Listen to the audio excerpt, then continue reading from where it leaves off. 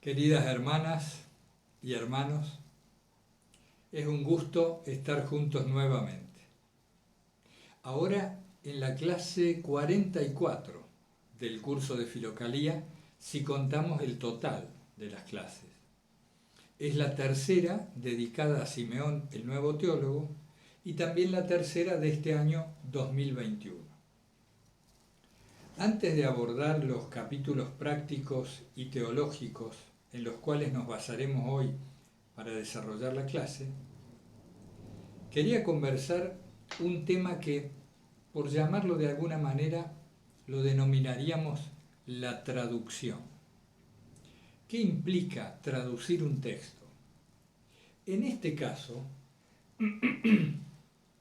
no de un idioma a otro, cosa que yo no sabría hacer, sino la traducción del sentido de una época, de un contexto y de un autor a nuestra época, a nuestro contexto y a nuestro modo de comprender las cosas, que por supuesto siempre será aproximado y siempre será subjetivo. A ver si aclaramos un poco esto en vez de complicarlo. Una cosa es la traducción literal. Por ejemplo, la palabra auto en español, en inglés se dice car y en francés se dice voiture, la voiture, aunque no lo sé pronunciar bien. Es decir, hay un sonido específico para ese objeto, el auto, en español, un sonido específico en inglés, en francés y así en los cientos o miles de idiomas en el mundo. Dentro de un mismo idioma, un mismo objeto también se designa con diferentes palabras. Por ejemplo, auto, carro, coche, vehículo. Todos aluden, si bien con matices, a un mismo objeto. Eso lo podemos comprender.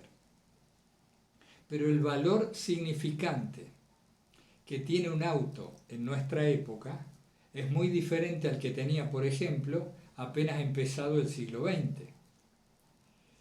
El valor para esa gente era mucho mayor. Un automóvil apenas habían surgido, apenas se habían inventado, apenas comenzaron a aparecer en las calles, tenían un significado tremendo, muy emparentado con lo mágico, con lo espectacular, era algo casi fantástico. Y como me supo contar mi abuelo, quien tenía un auto allá por el año 30 y algo, en el pueblo donde él vivía, era alguien realmente importante. Era una persona importante, a la que le iba muy bien en la vida, así con una sola mirada, por lo menos en donde él vivía en ese entonces. Entonces hoy para nosotros un auto tiene otros significados, pero seguro que no ese al que acabamos de aludir. Imaginen entonces en el contexto de Filocalía, en la época en que estos distintos autores escribían, en el contexto psicológico y espiritual en el que ellos desarrollaban su vida, cuán distinto significado tenían las palabras que nosotros ahora abordamos al leer Filocalía. Filocalía no se puede leer a la apurada. ¿Hay que ejercitar una actitud orante? Sí, esa es la ideal.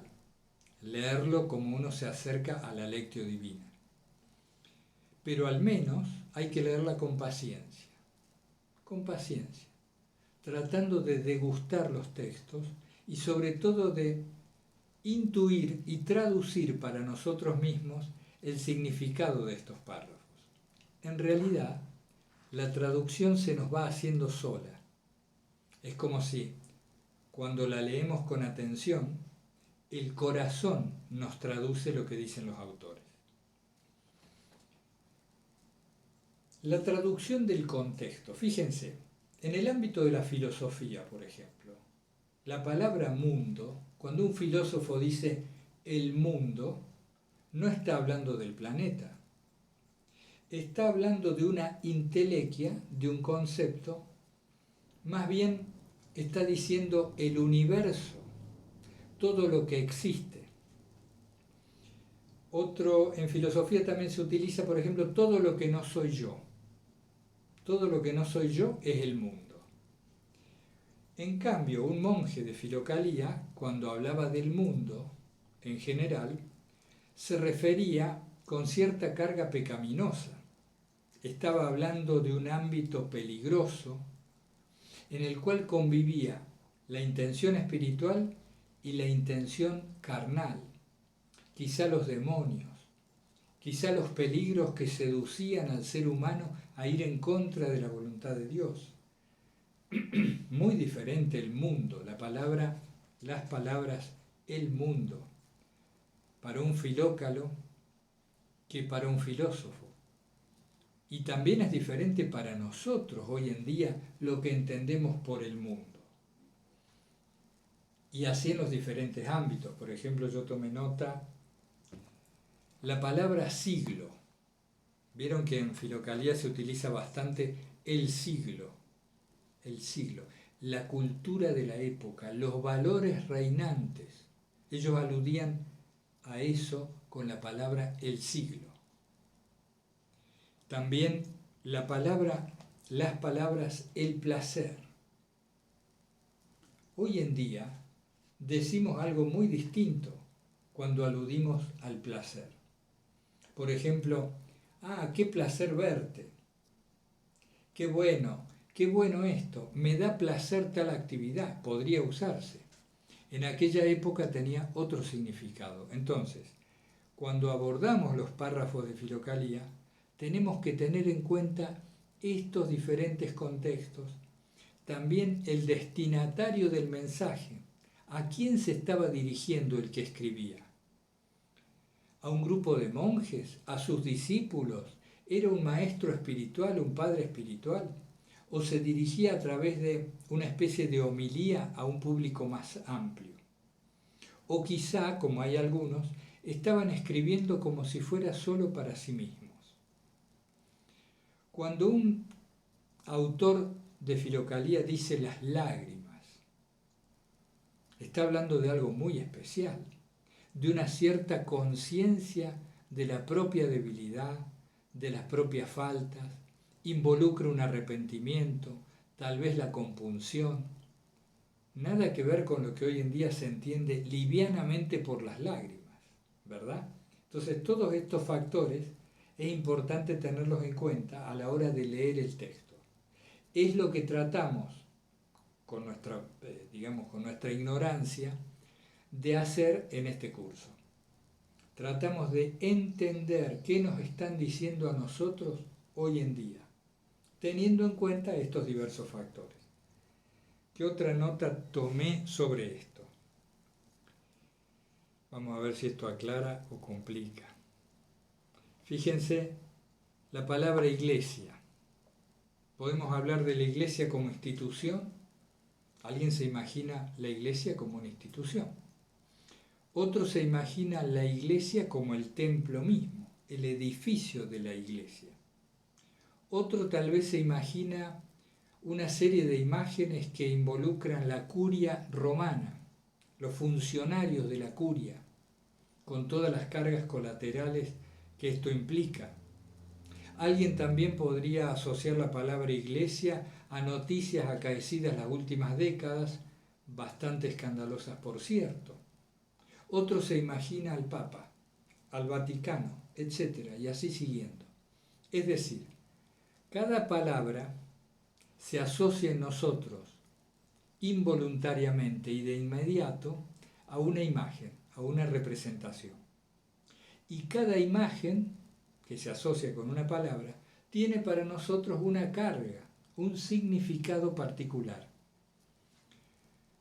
De allí que haya tanta dificultad para ponerse de acuerdo muchas veces, y sobre todo en temas como este que involucran la espiritualidad, la psicología y los resortes internos de una ascesis o de un camino de elevación espiritual. Todo esto hay que tener en cuenta al momento de leer un párrafo y decir qué significa ese párrafo para uno. Entonces es muy interesante esto en los trabajos finales que algunos de ustedes están haciendo a raíz de las 41 clases del año pasado. Cuando hagan ese trabajo final, permítanse hacer la propia traducción de lo que han visto, de lo que han leído. Porque esto aporta riqueza. No pretendemos, al menos en este curso, no pretendemos incorporar un saber al estilo académico y reproducirlo, como si nuestro papel fuera solamente la memorización y la transcripción. No, estamos pretendiendo vivirlo al texto y al curso, vivirlo. Y habría dos formas de vivirlo. Una es tratando de aplicar en la propia conducta alguna de las enseñanzas que nos dejan estos padres, estos monjes.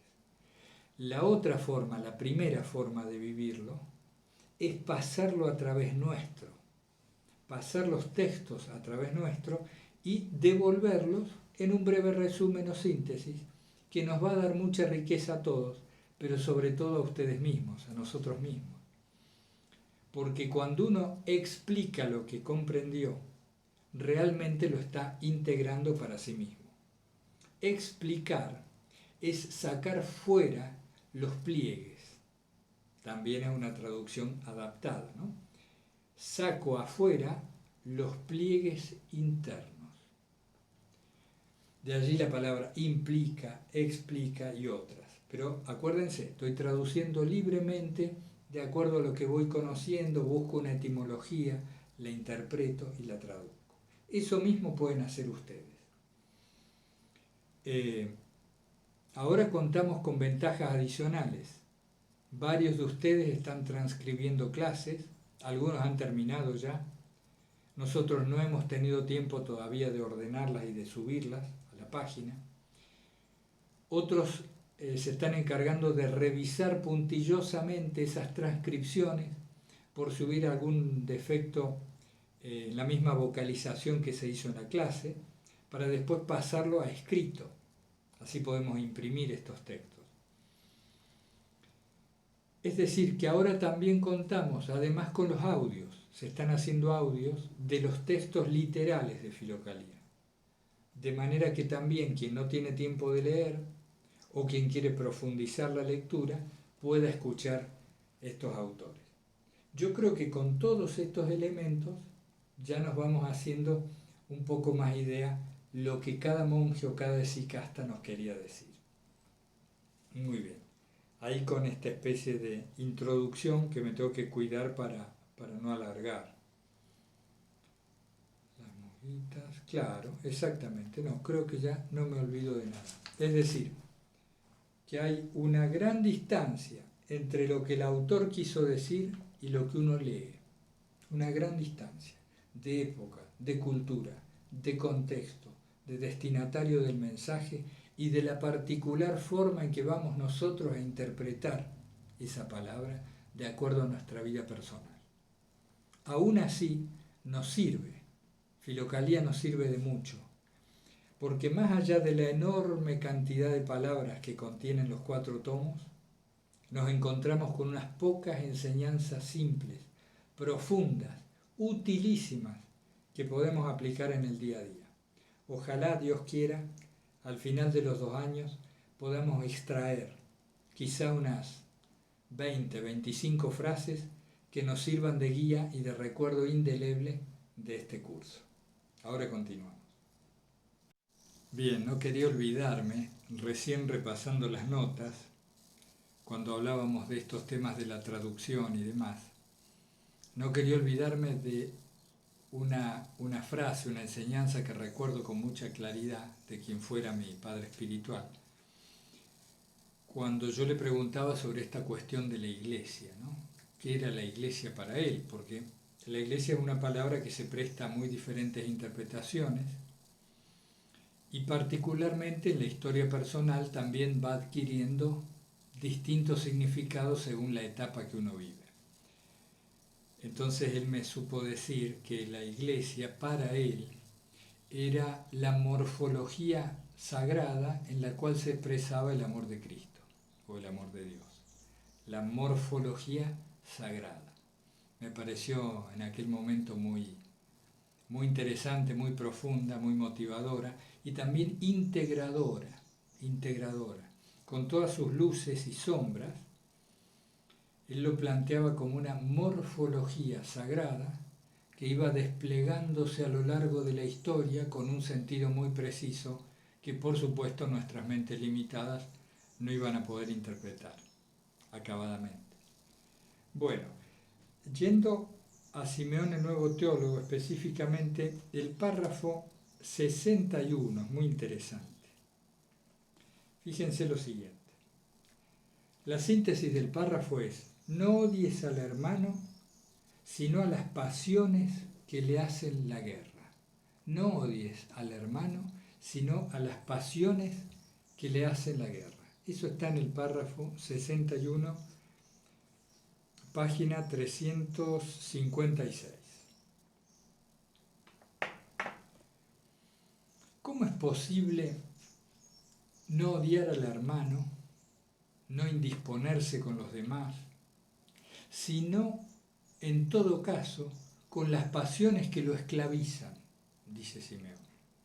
Para esto es necesario conocernos a nosotros mismos, conocer el modo en que funcionamos.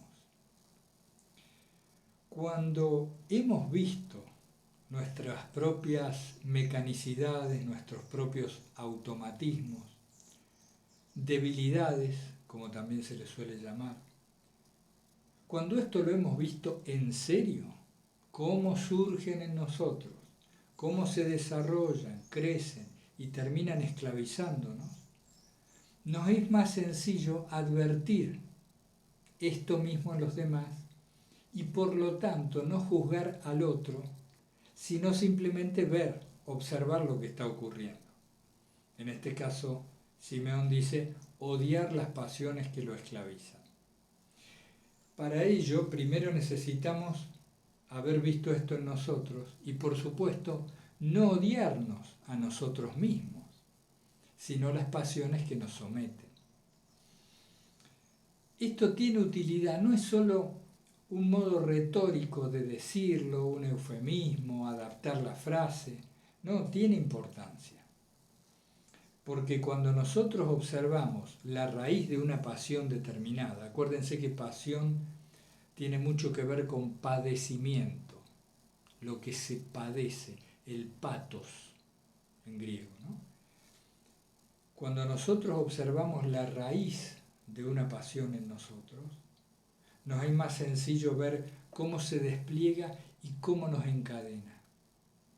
Si en vez de odiarnos, de mortificarnos o de flagelarnos, nos dedicamos a ver cómo podemos salir de esa situación, es mucho más sencillo, más despejado el camino y no le agregamos un excesivo peso moral que a veces nos aplasta. ¿Se acuerdan que hablábamos también respecto de Simeón el Nuevo Teólogo el otro día, de la excesiva contrición como una cosa inútil y que era perjudicial, porque podía quitarnos el vigor de la ascesis, el vigor de la lucha. En esto hay que ser despejados, hay que ser tranquilos y claros. Si tenemos algo que nos esclaviza, no maltratarnos, no mortificarnos, no arruinarnos a nosotros mismos, no despreciarnos, sino buscar la comprensión de la raíz de cómo surge esto, porque eso nos va a facilitar la salida de ese laberinto, de esa encerrona en la que solemos caer. Si hacemos esto con nosotros mismos, nos va a ser fácil también con el prójimo. Por eso es tan sensato el mandamiento, ama a tu prójimo como a ti mismo, porque de otro modo no podemos amar. El primer amor es hacia Dios y hacia nosotros mismos.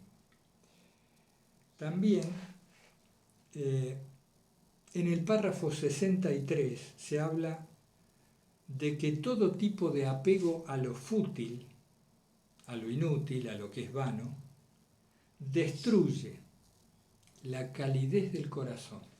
Todo apego a lo vano destruye la calidez del corazón. ¿Cómo opera esto? ¿Cómo actúa? Cuando yo me voy aficionando a ciertas sensaciones placenteras en el ámbito que sea, cada vez que siento una carencia, por inercia voy a querer volver a ese objeto, situación o persona que me dio la sensación placentera. Voy a querer retornar, por inercia, en lugar de irme hacia adentro, profundizar y buscar a Dios en el propio corazón. Mientras más recurro hacia afuera, más me acostumbro a esto, y ahí se arma lo que llamamos la esclavitud. Sometidos por la pasión, dicen los filócratos. Esclavos de la carne, también dicen. Por ejemplo, se están refiriendo a esto, a la afición al placer. Nos aficionamos a determinados placeres que nos hacen olvidar por un momento el dolor interno, el vacío existencial, el aburrimiento en nuestra vida, la falta de significado. Y como esto me hace olvidar, se me hace una costumbre, me hago un hábito. Y cada vez que quiero orar o cada vez que siento el vacío, en lugar de ir hacia Dios que vive en mi corazón, me vuelco hacia las cosas. Ahí tenemos sintetizada una vez más y de tantas, ya me van a decir que me repito mucho, pero es la verdad de lo que nos ocurre, cómo ocurren estas cosas. Les voy a leer el párrafo porque está bueno, está muy bueno. El 63. Miren cómo dice Simeón. Como uno que arrojando polvo sobre la llama de un horno encendido lo apaga, de la misma manera las preocupaciones de esta vida y todo tipo de apego a las cosas fútiles y de ningún valor destruyen el calor del corazón encendido en un principio. El calor del corazón encendido en un principio. Es de mucho interés este tema. ¿Qué más? En el párrafo 70-71, acá hay una parte medular de estos capítulos prácticos y teológicos, a mi modo de ver, todos estos párrafos, del 61 al 80. El 70 y 71 hablan de las apariencias y cómo no sabemos reconocer. Específicamente Simeón, el nuevo teólogo, dice que los ignorantes confunden un buen discurso, palabras bien hilvanadas y una cierta compostura con profundidad espiritual o con altura espiritual. Y que el ignorante desprecia a aquel que se la pasa más bien en silencio y tratando de no explayarse, de no dejarse difundir a través de las muchas palabras. Nos está diciendo que no debemos guiarnos por las apariencias, tampoco en lo que hace a lo espiritual. Como Simeón tenía discípulos, él a su vez fue un discípulo la mayor parte de su vida ascética, fue discípulo de Simeón el Pío. Él comprendía esto que ocurría muchas veces en las almas jóvenes, en los discípulos más jóvenes, que se dejaban llevar por la apariencia de espiritualidad que alguien pudiera tener, dice específicamente por la recitación de los textos sagrados, por la sabiduría que tenía, etc. Y se dejaban engañar por estos falsos maestros en lugar de reconocer la verdadera sabiduría espiritual alimentada por el Espíritu Santo, que en general se manifestaba en una persona más silenciosa, retraída, de una vida humilde, que no se destacaba de los demás. Esa es una parte muy linda del párrafo 70-71. Bueno, después quería pasar a dos temas que me parecen importantes. El de la conversión continua. Este es un concepto que yo creo que de Simeón el nuevo teólogo es uno de los principales. Él habla de la necesidad de vivir en una continua conversión. Y nos explica en varios párrafos cómo se hace esto. Lo primero, dejar el pasado en el pasado. Inmediatamente dejar el pasado. La conversión continua se da ahora mismo cuando el pecado cometido, la falta acaecida, esa caída que ha ocurrido, la dejo y sigo adelante. Él habla hasta el cansancio de la necesidad de la confesión, de la necesidad del arrepentimiento, de la compunción. Pero cuando nosotros advertimos que aparece un pensamiento que nos liga al pasado, abandonarlo de inmediato es conversión continua, es empezar la conversión continua. Ya en las dos clases anteriores algo decíamos de esto, ¿no? Sobre todo en la de introducción. Hablábamos, creo, del cuaderno en blanco. Cada momento cuaderno en blanco. Eso nos permite la conversión continua. En cada momento empiezo la ascética, de nuevo. ¿Por qué? Porque, como decía Simeón, la contrición excesiva nos aplasta. Y acá yo tomo un poco esto de la contrición excesiva y lo traduzco diciendo: cuando nosotros estamos permanentemente cotejando nuestra imagen de nosotros mismos, cotejando nuestra identidad, lo que nosotros nos decimos acerca de nosotros mismos. ¿Quién soy? ¿Qué clase de cristiano soy, o de monje soy, o de practicante del cristianismo, como ustedes se llamen, ¿no es cierto?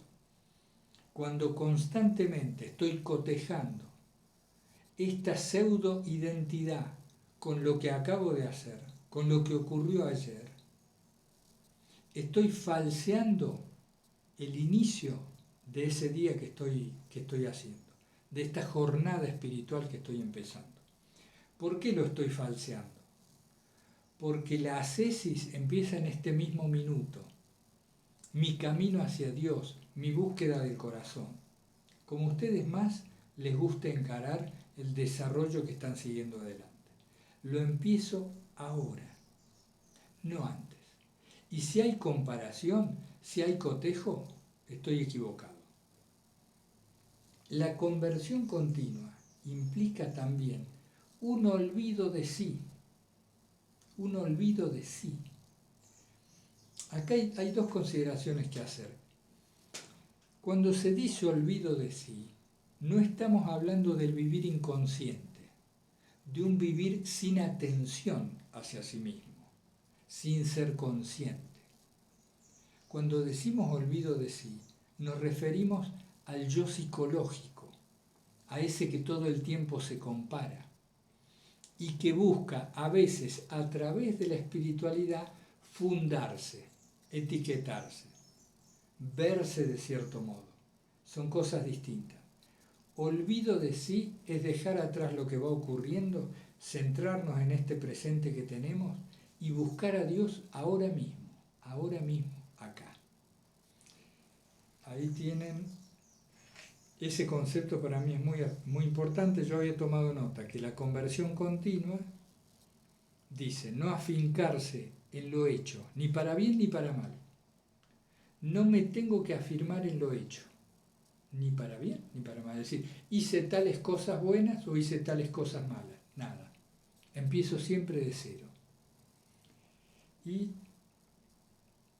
dice también que, el ejemplo de la casa sin techo. Esto les va a gustar en el párrafo 84. Este es muy interesante. A ver si lo podemos, no me acuerdo si es muy largo. 84, casa sin techo. Veamos este. Así como una casa sin techo, dejada de esta manera por la negligencia del constructor, no solo es inútil, sino que también es utilizada para burlarse del que la ha construido, también quien ha puesto los cimientos de la práctica de los mandamientos. Fíjense qué interesante. Los cimientos de la casa es la práctica de los mandamientos. y ha levantado las paredes de las virtudes excelsas. Si además no recibe la gracia del Espíritu en la contemplación y en el conocimiento del alma, será imperfecto y objeto de compasión por parte de los perfectos. Y acá viene lo destacable. Él ha sido privado de la gracia por dos motivos. O ha sido negligente, dice, ha sido negligente en la penitencia, es decir, no ha profundizado su arrepentimiento, su comprensión de lo que le ha sucedido, no ha tomado conciencia de lo equivocado que actuó. Esa es una parte que lo deja sin techo. Haber sido negligente en la penitencia. La otra parte, que es novedosa de Simeón, dice, no vaya a ser que te hayas dejado de lado una pequeña virtud. Simeón define a las virtudes como las herramientas con las cuales construimos la ascesis. Si te dejas de lado una pequeña virtud, esa pequeña virtud, porque no te parece muy significante, va a terminar por destruir todo el edificio. Es decir, va a dejar la casa sin techo. Él apela nuevamente al tema de la coherencia, que hablábamos el otro día. Dejarse esta virtud de lado es horadar el edificio de la coherencia de vida cristiana. Es dar lugar a que por ahí entre todo el vicio. Entonces, está bien ir de a poco, sí. Está bien no mortificarse, sí. Pero hay que ser consciente de que no nos estemos olvidando, por ejemplo, de lo que él decía, de la caridad para con ese otro. Justamente ese otro, bueno, no es importante. Por ejemplo, nunca le pedí perdón, o nunca devolví eso que me quedó por devolver, o ese error que nunca subsané o no reparé doblemente en aquella ocasión. Y va pasando el tiempo y lo vamos dejando como insignificante. Y a lo mejor eso permite luego que se nos derrumbe todo el edificio. Eso es más o menos lo que dice Simeón en este párrafo. Dice que también o ha sido negligente en la penitencia o bien cansado de acumular virtudes. Fíjense qué interesante esto. Cansado de acumular virtudes. Como frente a una materia ilimitada, ha dejado de lado alguna de las que a nosotros nos parecen insignificantes, pero que son necesarias para la construcción de la casa de las virtudes. Acuérdense ustedes que él habla de que el bautismo por sí solo no permite habitar junto a Dios. El bautismo, sí, pero además la conducta coherente es la que nos bautiza profundamente y permite el descenso del Espíritu Santo en nosotros. Ese era uno de los aspectos controversiales de Simeón el Nuevo Teólogo que mencionamos en la introducción. Ahora seguimos.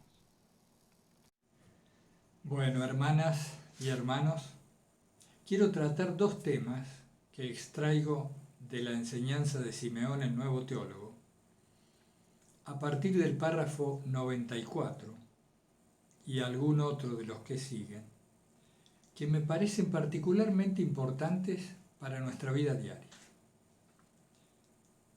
Uno de los temas tiene que ver con la voluntad de Dios, específicamente aquel tema en el cual se habla, o más bien nos preguntamos, con cierta frecuencia nos preguntamos, me llegan incluso correos de amigos, de lectores comentando esta cuestión, que se formula más o menos así. ¿Cuál será la voluntad de Dios para mí? Para esta particularidad, para esta hipóstasis, para esta persona en particular.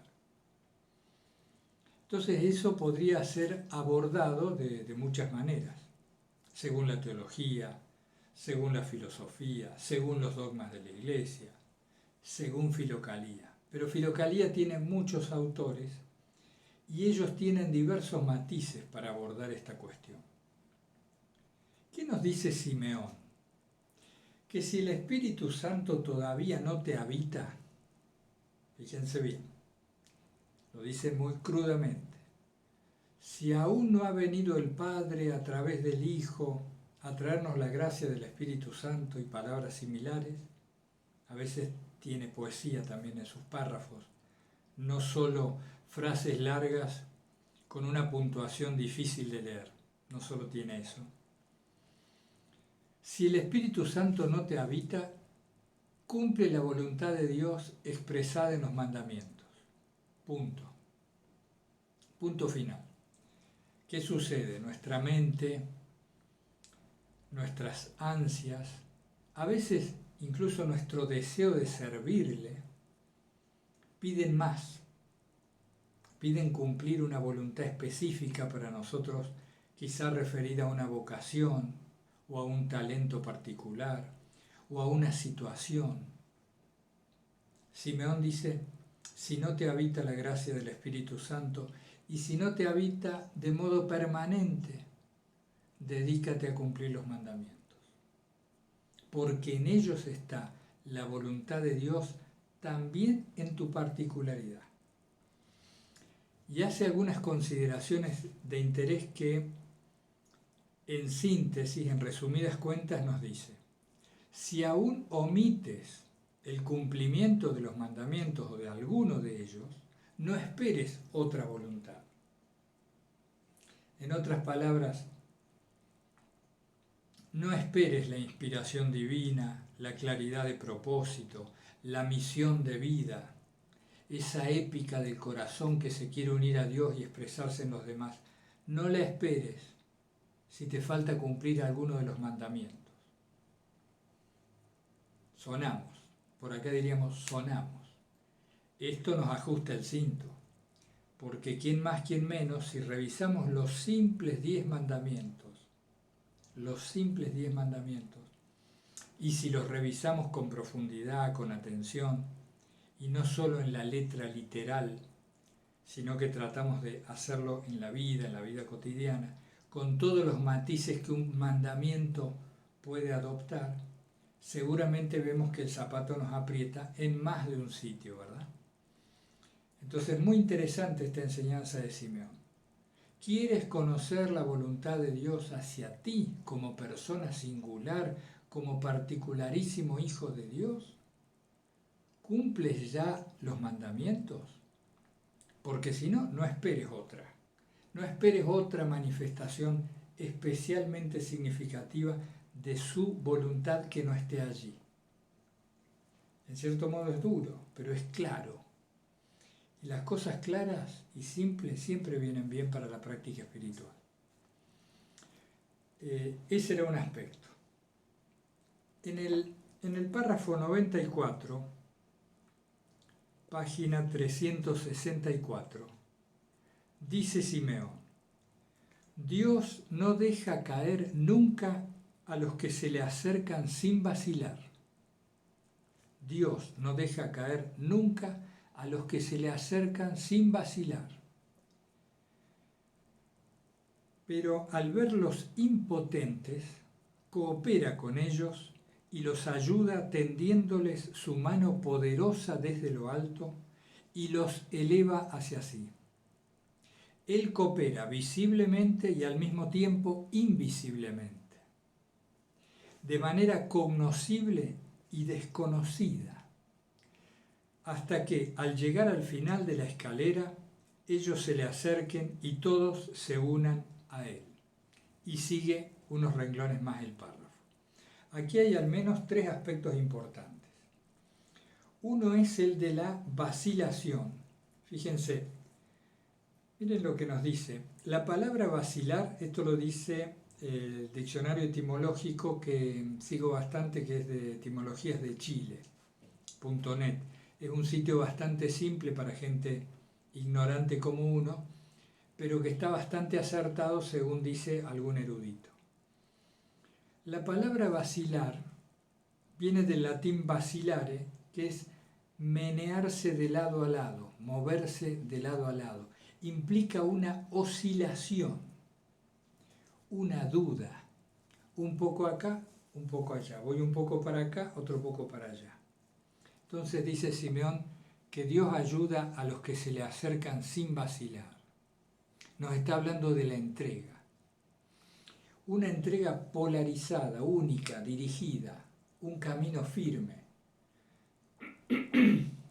Una decisión que no dude. ¿Puede haber dudas mentales? Claro que sí.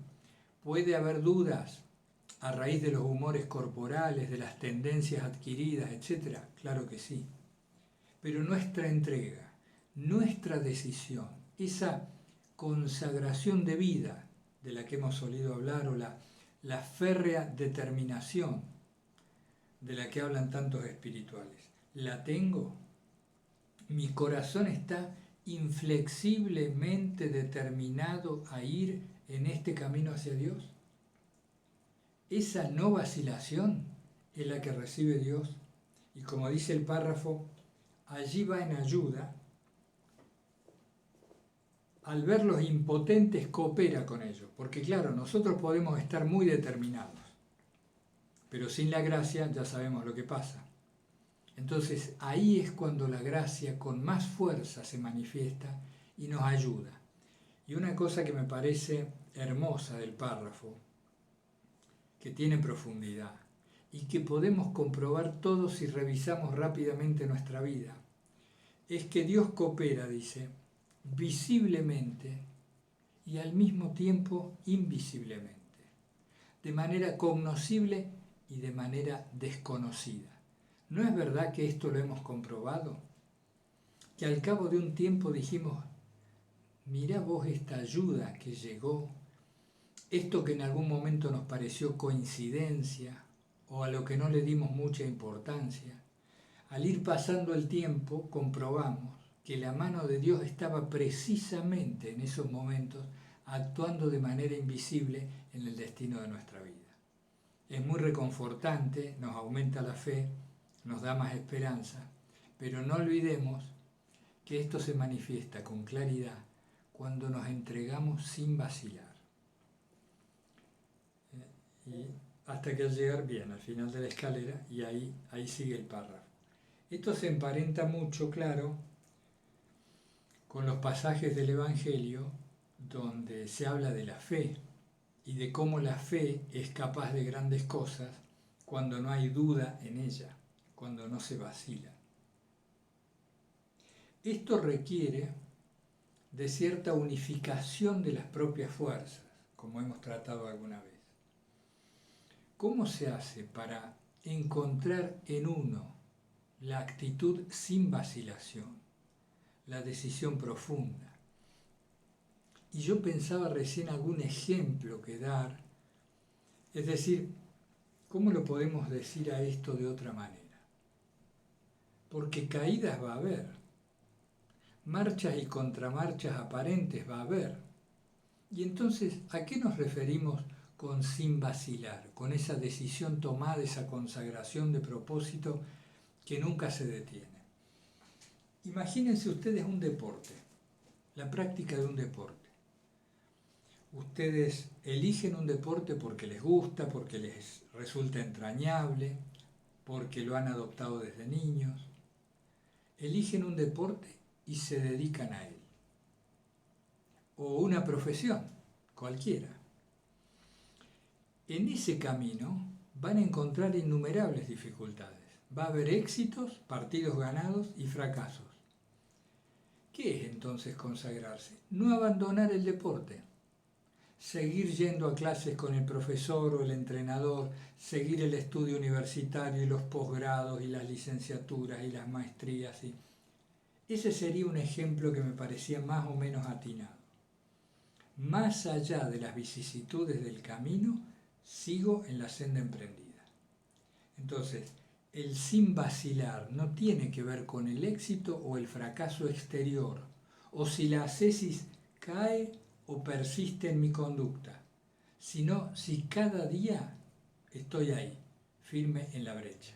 Eso me parecía bueno destacar. A ver qué nos queden las notas. Ya ven que tengo una luz suplementaria. Claro, habla también, fíjense que habla de que recién cuando nos hemos entregado, y cuando esta entrega es permanente, sin duda y continuada, puede venir el Espíritu Santo a habitar en nosotros. Y nos da Simeón un parámetro claro, que yo lo sintetizaría de este modo. Cuando ya pase lo que pase, naturalmente permanecemos en la despreocupación según Dios, en la confianza, en eso que tantas veces hemos dicho de estar abandonados a su voluntad. Cuando esto ocurre de manera natural, sin esfuerzo, sin represión, sin forzamiento, queriendo que pase, sino que ya nos hemos acostumbrado a descansar en Él, y esto ocurre naturalmente como segunda naturaleza, allí el Espíritu Santo está en nosotros, según lo que interpreto de los párrafos en que Simeón se refiere a esta enorme gracia del Espíritu Santo en nosotros. Ahora, hay un factor a tener en cuenta. Quizá nos resulte ajeno esto que en Filocalía se llama el descenso del Espíritu Santo, la teosis, la divinización, la gracia de vivir en la presencia de Dios, como nos gusta decir, quizá más llanamente. Esto no debemos sentirlo ajeno, como obra de los grandes espirituales, de los grandes ascetas, esas epopeyas de oración ininterrumpida propia de los padres del desierto. No lo veamos así. Primero porque la gracia, el viento del Espíritu sopla donde quiere la voluntad de Dios. Que esto se produzca en el ser humano depende sobre todo de la gracia. Y sí, es cierto, de una intención muy profunda, de un deseo muy profundo de unión con Dios, más allá de las vicisitudes de nuestro camino espiritual. No depende de una práctica específica, esta, aquella o la de más allá, ni tampoco de los méritos en esa práctica, porque no hay méritos, todo nos viene de Él. En todo caso, si tuviéramos que fijarnos cuál sería nuestro mérito, muy entre comillas, sería alimentar y mantener encendido ese fuego del corazón, que quiere unirse a Dios a toda costa, a como dé lugar. Entonces, quizá ese descenso del Espíritu Santo, o esa permanencia en la gracia, o ese tremendo don de Dios habitando el corazón de manera perceptible, nos parezca grande, lejano y propio solo de los santos.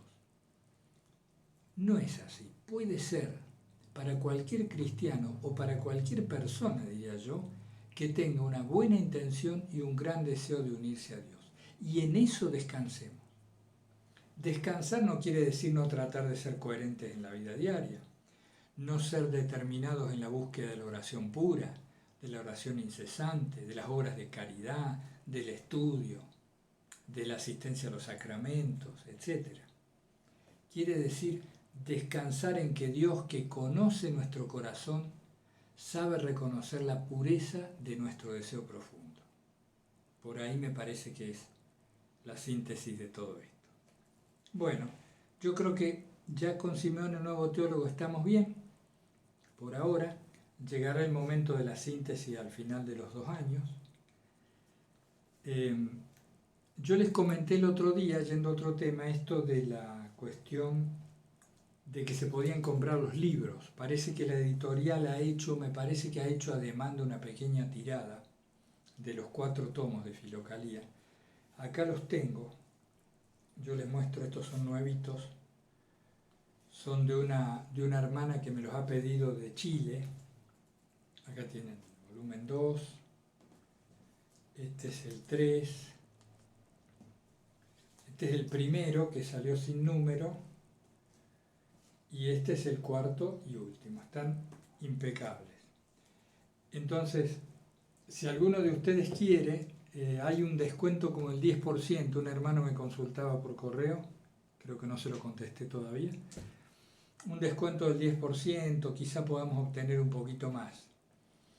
Me escriben, me dicen, les paso el precio final y el que quiera le hacemos el envío. Fíjense, porque tal vez les conviene pedirlo directamente, depende de dónde vivan, ¿no? Depende de dónde vivan. Pero quería mostrarles y avisarles de este descuento nuevamente.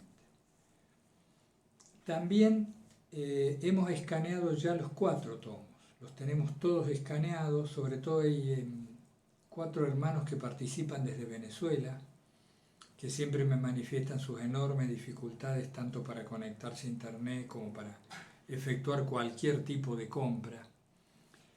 Así que quien desee los 4 tomos escaneados, los tenemos por autor o por partes, me lo pide y se lo envío. Lo vamos a poner en la página, en una página especial para esto, pero nos va a llevar un tiempo. Entonces el que quiera, o el que quiera algún autor en particular, me lo pide y se lo pasamos. Bien. Hermanas y hermanos, es un gusto, como ustedes ya saben, compartir esto. Los invito la otra semana, hoy es viernes a la noche, el próximo viernes a las 20 horas española, 4 de la tarde de Argentina y horarios equivalentes, a hacer un encuentro virtual referido a Filocalía. Así como hoy sábado a la tarde nos juntamos unos poquitos de fenomenología, lo haremos este próximo viernes entonces en el ámbito de Filocalía, para hablar temas específicos que querramos evacuar dudas, intercambiar sobre Filocalía. La próxima clase va a ser sobre Nilo el asceta. Nilo el asceta. Bueno, les mando un abrazo fraterno para todos, invocando el santo nombre de nuestro Señor Jesucristo. Hasta pronto.